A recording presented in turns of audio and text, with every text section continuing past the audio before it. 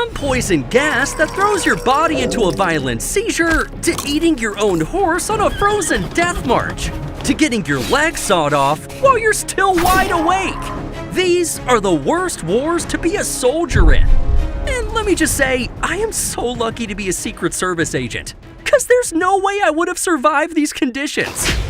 Like the jungles of Vietnam, where the scariest thing wasn't the enemy you could see, it was the enemy that was invisible, cause the Viet Cong knew they couldn't beat American firepower head on. So they turned the jungle itself into a weapon. Tripwires, buried mines, and the infamous Punji Pit, a camouflaged hole filled with sharpened bamboo stakes. And just to make it extra nasty, those stakes were often smeared with filth to guarantee infection. Ew! But here's the truly evil part. Many of these traps were designed to injure, not kill. Why? Cause a dead soldier stops the mission for a minute. A wounded soldier stops it for hours. His buddies have to carry him, protect him, and evacuate him, all while wondering where the next trap is hiding. And it worked. Roughly 11% of American deaths in Vietnam came from booby traps and mines. So every single step became a coin flip, especially when you're dealing with storms, jungle rot, leeches, in 100-degree heat. And that did something to men's minds, cause you couldn't trust the trail, you couldn't trust the tree line, you couldn't even trust a souvenir, cause the Viet Cong rigged those with explosives too. And when the sun went down, it got worse. The night belonged to the enemy. They moved through hidden tunnel networks, popped up behind American lines, struck, and vanished. So even back at base, nobody ever truly relaxed. Imagine walking for hours, soaked to the bone, knowing the ground itself might be trying to kill you. Oh, and the average age of the American men killed over there? Just 23 years old. Man. They were just kids. But while those soldiers were sweating through the jungle, these next guys were freezing on the other side of the world.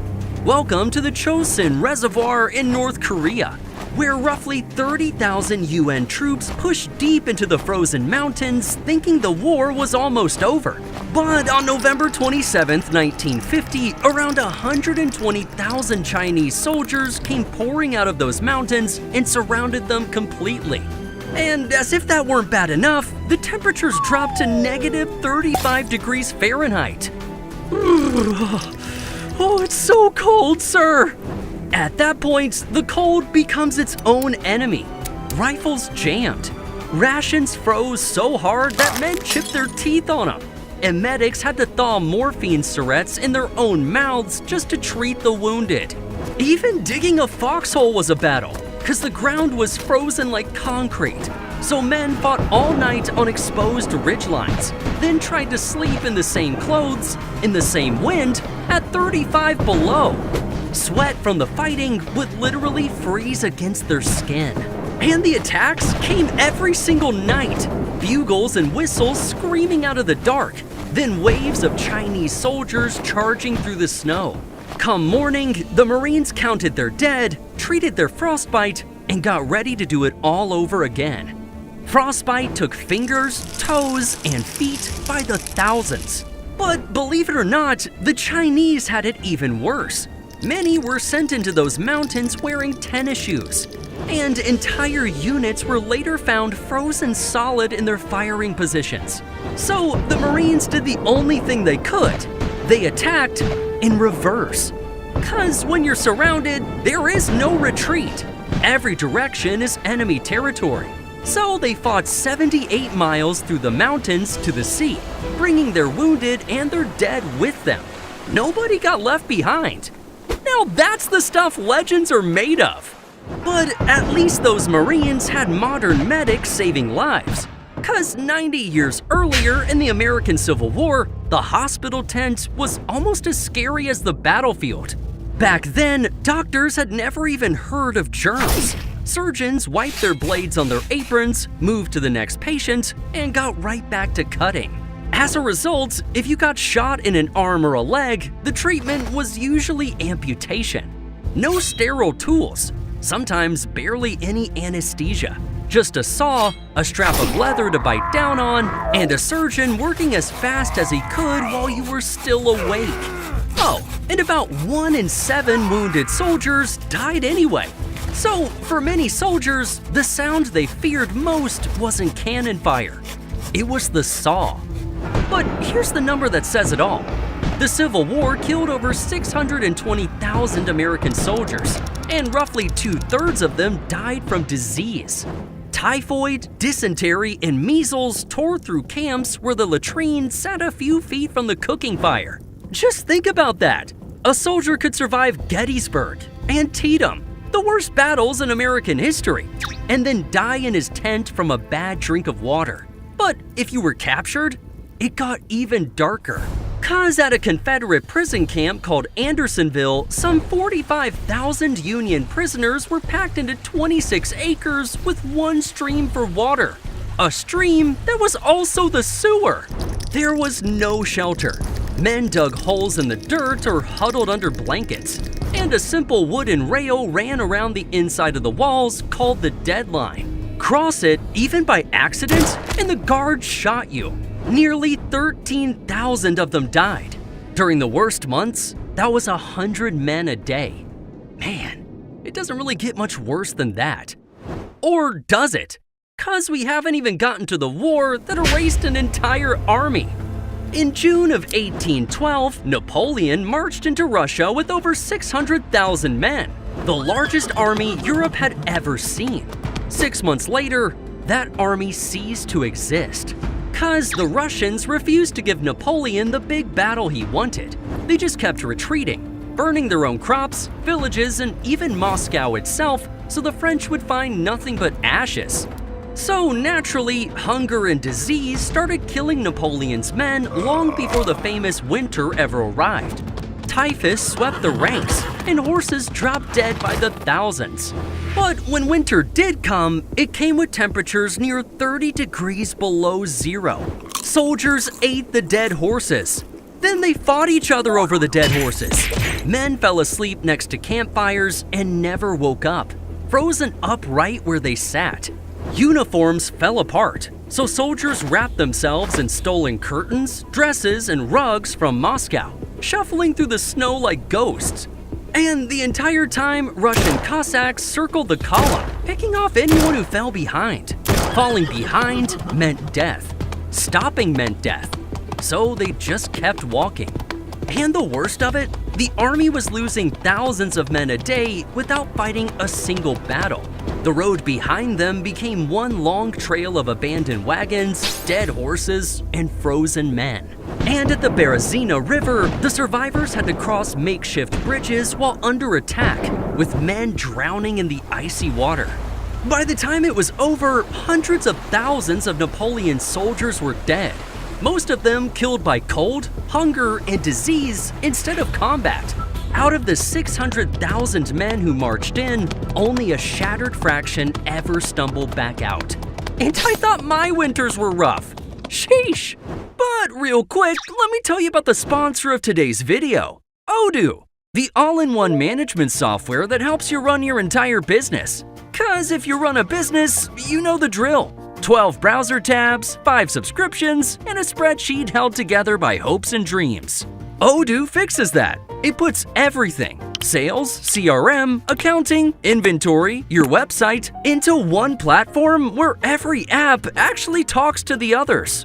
Close a deal, the invoice is generated, the stock updates, and the numbers hit your books automatically.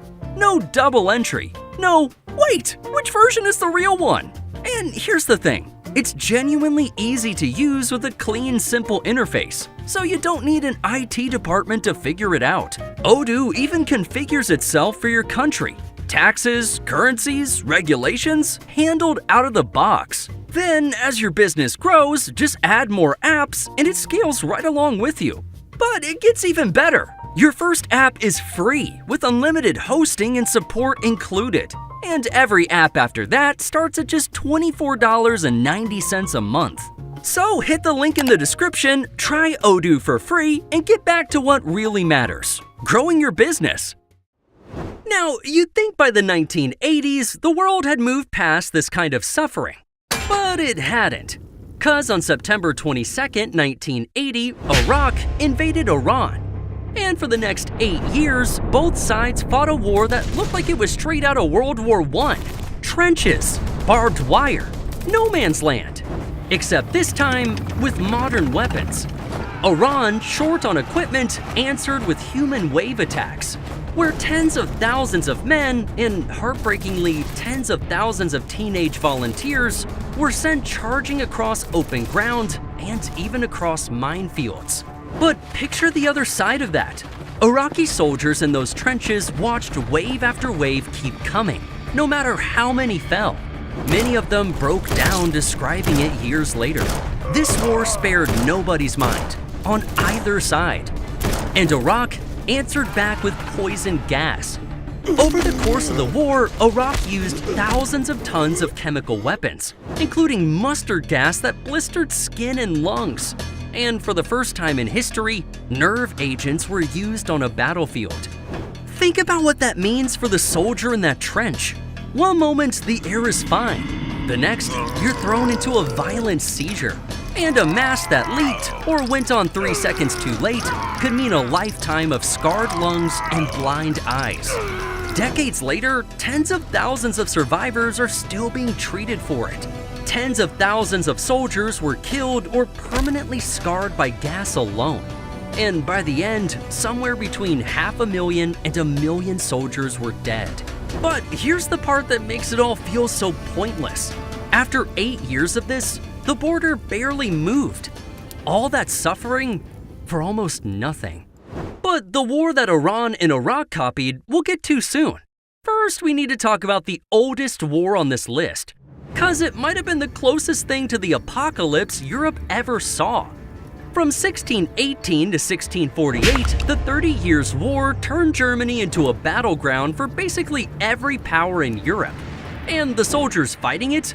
Mostly mercenaries, hired guns who often went unpaid for months. So how did an unpaid soldier survive? Simple. He took whatever he wanted. Armies swept across the countryside like locusts, stripping villages bare and leaving famine behind them. And soldiers didn't march alone. Behind every army trailed a second army of wives, children, and traders, all living off the same plundered land. When the food ran out, everyone starved together. But the deadliest enemy wasn't the fighting. It was what followed the armies everywhere they marched: typhus, dysentery, and the plague. 'Cause thousands of men from all over Europe, packed together, filthy and hungry, made the perfect delivery system for disease. A single campaign season could kill more soldiers than every battle in it combined. And we actually have a diary from a real mercenary named Peter Hagendorf, who marched an estimated 15,000 miles back and forth across Germany over 25 years of service. Along the way, he was wounded, robbed, and buried several of his own children. That was a good outcome for a soldier in this war, 'cause there was no going home, no end of tour, no discharge papers. For most of these men, the army was home, and the war just kept going, year after year and decade after decade. Some soldiers were born into the camps, grew up in them, and died in them without ever knowing peace. And by the time it finally ended, war, famine, and disease had wiped out as much as a third of Germany's entire population. But if you thought 30 years of mud and plague was the worst it could get, the next war packed all of that into single days. Welcome to the trenches. 'Cause for 4 years, millions of men lived in muddy ditches carved across France and Belgium. And I mean lived there, ate there, slept there, standing in cold water for weeks at a time. That water rotted men's feet inside their own boots. They called it trench foot, and in bad cases, it ended up in gangrene and amputation. Then there were the rats. These little buggers got fat feeding on the dead and gnawing on sleeping soldiers. And lice was so relentless, they caused a disease called trench fever. But the strangest part? Most days, nothing happened at all. trench life was endless boredom, interrupted by moments of pure terror. A sniper shot, a random shell, a raid in the night. Death came without warning and without pattern. And in 1915, a new horror arrived. Poison gas. Chlorine and mustard gas drifting over the trenches in greenish clouds, burning eyes, skin, and lungs. This is actually where the Iran-Iraq playbook came from 70 years early. But the true king of this nightmare was the artillery. Shells falling day and night for years. You couldn't fight back against a shell. You couldn't even see it coming. You just sat there and hoped. And that helplessness broke men's minds. They called it shell shock. Soldiers trembling, unable to speak, staring at nothing. This was a brand new way for war to destroy a person. And when the whistle blew, you climbed out of that trench and walked into machine gun fire. On July 1st, 1916, the first day of the Battle on the Somme, the British Army suffered around 57,000 casualties, roughly 19,000 dead, in one day. The worst day in British military history. But there's one war that took everything you just heard, the cold, the disease, the industrial slaughter, and somehow made all of it worse. And that's the Eastern Front of World War II. The largest and deadliest theater of war in human history. Cause when Germany invaded the Soviet Union in 1941, this wasn't a war for territory. Both regimes treated it as a war of annihilation, which meant for the ordinary soldier, all the normal rules were gone. And nowhere showed that like Stalingrad. Soldiers fought room to room, floor to floor, through a frozen, bombed-out city. Germans called it the Rattenkrieg, the War of the Rats. You might hold the kitchen of a building while the enemy held the living room. In the worst sectors, a soldier's life expectancy was measured in days. Fresh troops were ferried across the Volga River under constant fire, straight into the meat grinder. And when the German supply lines collapsed, the trapped Sixth Army starved inside the city they'd been ordered to take. Men ate their horses, then rats, then nothing. And remember the cold from the Chosin Reservoir and from Napoleon's retreat? Well, it's back. Except now, soldiers were living in it for entire years, in a war where wounds froze and weapons jammed. In the first winter alone, the German army suffered over 100,000 frostbite casualties. Cause Hitler had promised them victory before the snow fell, so they marched into Russia with no winter gear at all. Sound familiar? Napoleon could have warned them. But here's what truly made the Eastern Front the worst war to be a soldier in. Even surrendering couldn't save you. When the German Sixth Army finally gave up at Stalingrad in February 1943, about 91,000 men marched into Soviet captivity. Only around 5,000 to 6,000 of them ever made it home. And Soviet prisoners fared even worse. Of the nearly 6 million Soviet soldiers captured by Germany, roughly 3 million died in captivity. Two armies of ordinary men, trapped between a merciless enemy in front of them and their own ruthless regimes behind them. Man, that's why this is number one. Because on the Eastern Front, surviving the battle didn't mean surviving the war. But after all that, I've never been more thankful for the peace we have today. Because freedom isn't free. Somebody always pays for it. And the best way to honor these soldiers is to actually understand the wars they fought. So this is World War II Explained.